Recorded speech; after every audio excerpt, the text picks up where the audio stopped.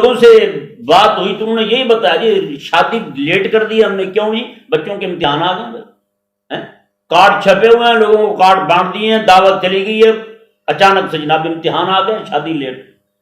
کیوں؟ بچہ ایک گھر کے بارے میں تو مجھے پتہ چلا کہ بچہ جو ہے نا وہ کہیں کسی اور شہر میں امتحان دے رہا تھا، سکول کے امتحان دے رہا تھا. یہ کالج یونیورسٹی کا لڑکا تھا، پیچھے دادی مر گئی، اسے اطلاع نہیں دی کہ پریشانی نہ ہو جائے.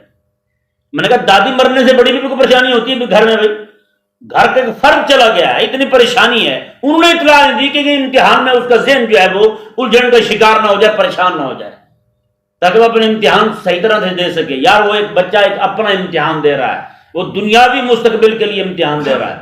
ہاں جی، وہ بھی اسے میسر آئے نہ آئے، نوکری ملے نہ ملے، لیکن بتائیں یار جو بندہ دین حق کا کام کر رہا ہو اسے فارغ البال رکھنا، اسے پریشانیوں سے بچا کے رکھنا کتنا ضروری ہوتا ہے امت کے لیے.